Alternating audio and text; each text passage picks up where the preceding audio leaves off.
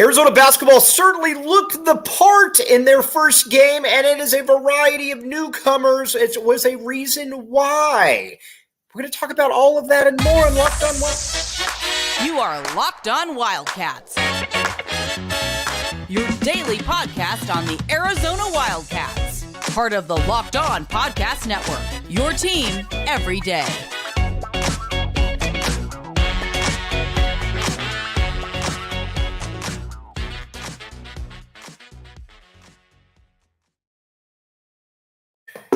Happy Tuesday, Wildcat fans. This show is brought to you by Gametime. All right, now we're going to talk all Arizona basketball this show because that is what we deserve, because Arizona was out there this past week. Actually, it was out there last night, and here's the deal. This was a very, very impressive performance by the University of Arizona. I know that Morgan State's not very good. We'll get to that in a little bit. They clearly stink. But this Wildcats team is far more dynamic than they were in the past. And not only are they far more dynamic, they're also able to just do a lot of things that last year's team wasn't able to do. And by last year's team, I mean last year's team, I think Tommy Lloyd got the absolute most out of them that he could. But the one problem, though, with last year's team is that they just didn't have players that could make plays off the bounce.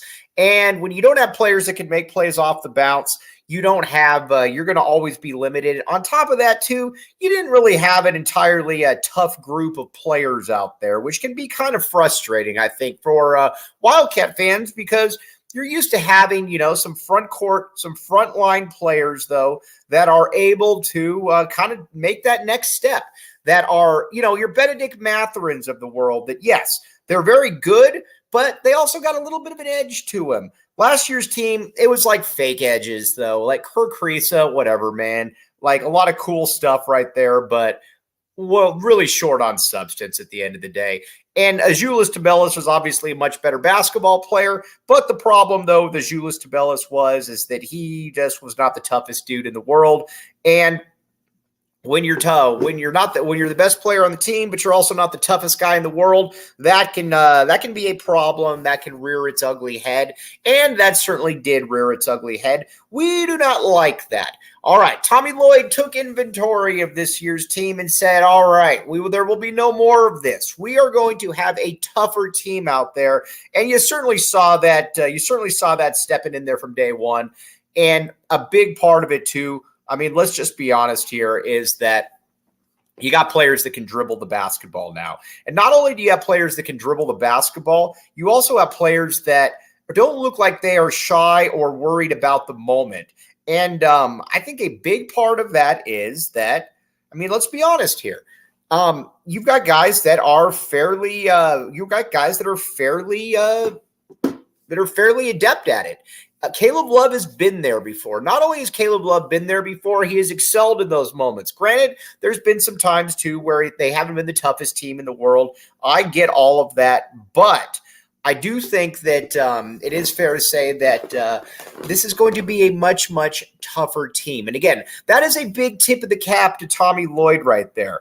Tommy Lloyd is the player, or is the coach who Tommy Lloyd is the coach who is able to take inventory of his roster. And again, last year, I thought they really overachieved. That's not only did they overachieve, but, they were certainly better than I think a lot of people expected them to be.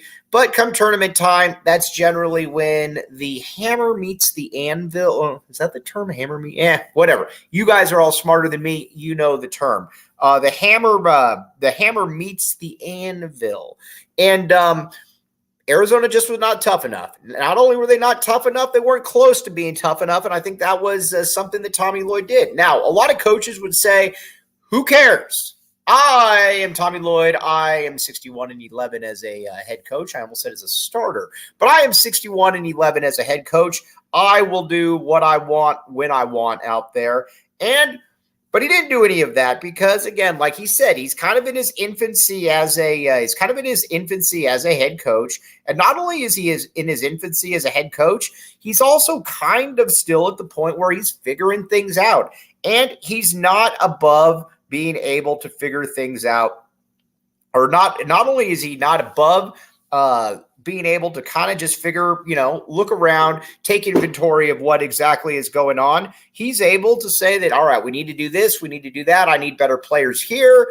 And he went out and did it. It's a totally different team right now. And again, we're going to break down those players one by one because that's what we should do. But Tommy Lloyd, though, again, the guys who are the really, really good coaches are the ones who, again, are able to say, all right, I got to be able to do this. We got to be able to do that. And even no matter what the record is, they're always looking to be able to add a little bit of fuel to their team. And Tommy Lloyd has done exactly that with this team. And again, you got Duke coming up here. We're going to be talking about Duke throughout the week, obviously. That's going to be a big game, obviously, for Arizona, the number 12 team going into Cameron to play the number 2 team. But Arizona doesn't have a lot of weaknesses there. Again, Arizona is you're going into a game where it's going to be tough. Like, there's no doubt about it. Nobody's going into Cameron Indoor Stadium and saying, who are these guys right here? But from the point guard position to the shooting guard position to the small forward position to the power forward position to the center position, all of these players are, I think, drastically improved from positions of last year.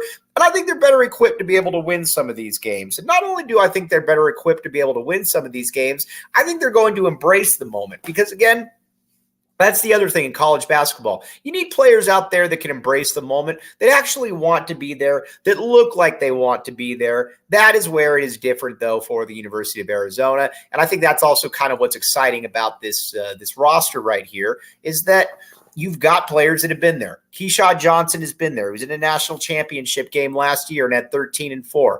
Caleb Love has dropped almost 30 points in a Final Four game. Jaden Bradley was on probably the most talented team in the country last year. These are guys, again, the old axiom, been there, done that, got the T-shirt. They all have been there. They've all done that. They've all got the T-shirts. And last year's team didn't have that. And last year's team, again, kind of had some front runners in Kerr Kriisa. Again, don't want to keep beating up on him, but I think Kerr was kind of emblematic of what was wrong with last year's team, in that he had you just had a feel about Kerr Kriisa that when it really came down to it, he really wasn't going to be there. Tommy Lloyd replaced that with a lot of players too, and there were a few overlooked parts of that as well that we're going to get to. But first, FanDuel. FanDuel, my friends. Now, you might be listening and hearing me talk about the U of A, and you're like, man, where can I bet on this team? Arizona Duke coming up. Thanks for asking. FanDuel.com. FanDuel.com/LockedOnCollege. Check it out right there. All kinds of good stuff. You will thank me later. Not only will you thank me later, you will also get it that this is the place that you want to bet. Because again, a lot of these places, they're fly by night. You don't really know what to expect. FanDuel is here. Everybody trusts FanDuel because not only does everybody trust FanDuel, it's fun. You got basketball games, you're betting on a basketball game. It's even more enjoyable if you got a little bit of skin in the game right there, my friends. Check it out. FanDuel.com/LockedOn.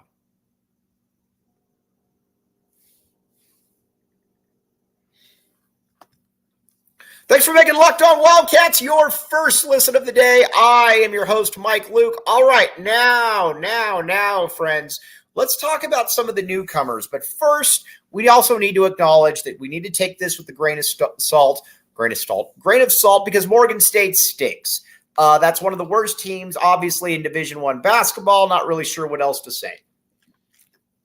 And not only is it one of the worst teams in Division I basketball, but it's essentially, this is like back in the day when the U of A would play teams like the Marathon Oil or whatever. You're like, man, these teams blow, these teams stink. But now let's talk about the newcomers on this team. The first newcomer we need to talk about is Caleb Love. We've talked about Caleb Love a great deal throughout the season, and guess what? If you're tired of hearing about Caleb Love, you also need to be able to understand that he's the best player on this team. He's the one guy that can score whenever he wants. You can tell why he is why he's in the position that he's in. Again, about 6'3", can kind of get his shot wherever he wants, can get the pull up, can get the three. Just a lot of things to like about Mr. Caleb Love right there. And honestly, I know that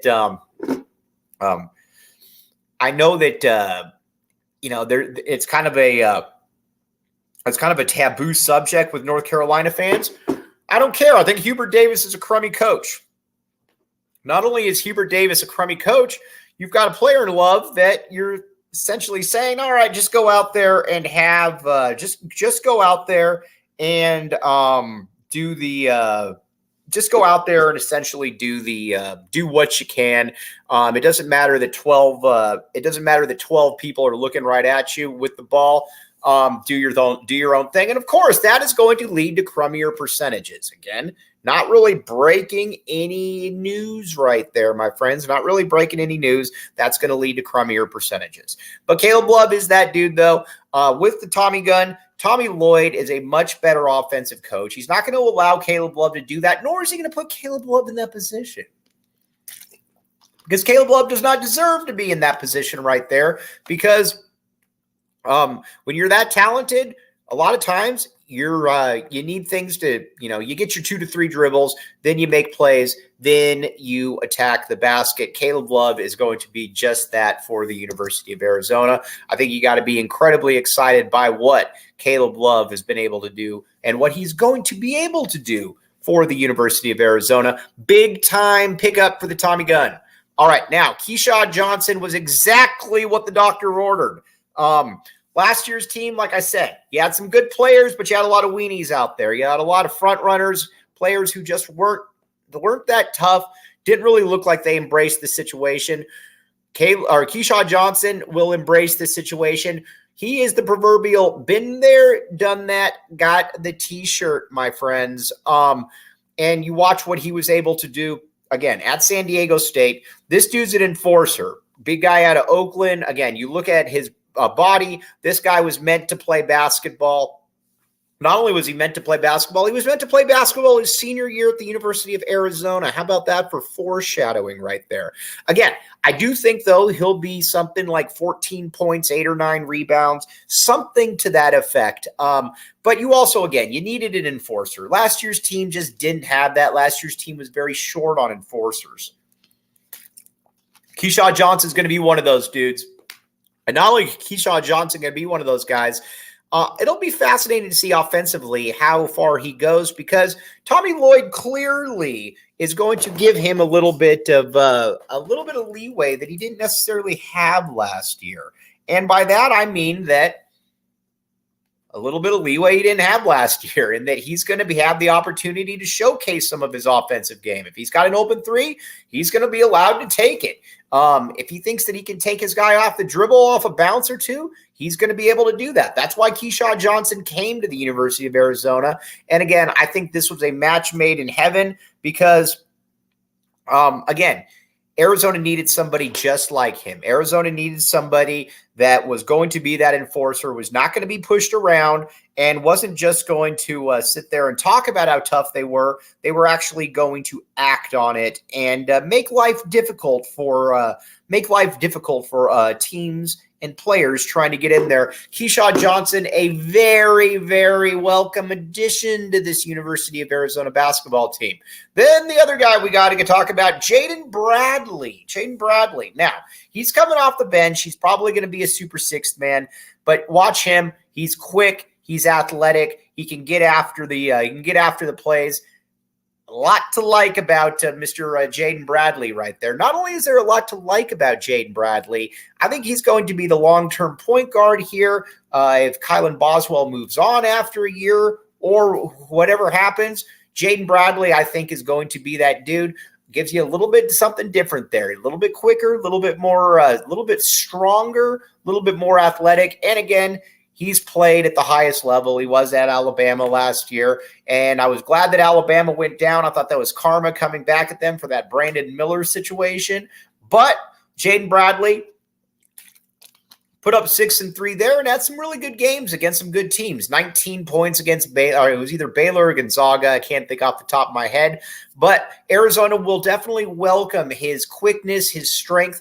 Everything that he represents, Arizona will take, because Arizona did not have any of that at the guard positions last year.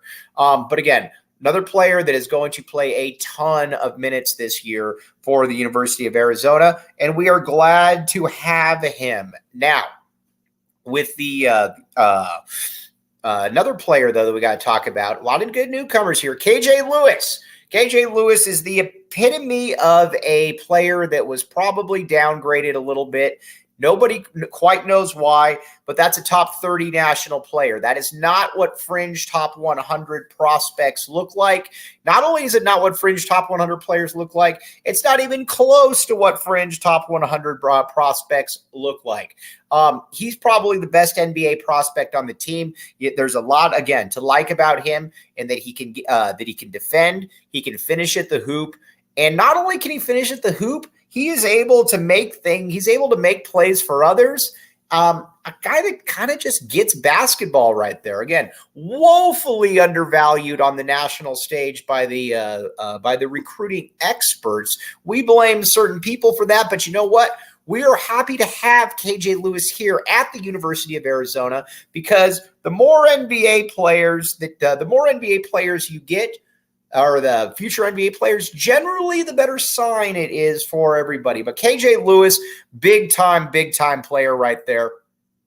Now, you also got Montias Krivas. I didn't know what to make of him. 7'2", 245-pound big man out of overseas, obviously. But he might be the wild card to the team. Now, if you were going to go and watch him last second, but you don't know where to go, Gametime, my friends. Check it out. Download the Gametime app. Use code LOCKEDONCollege for $20 off.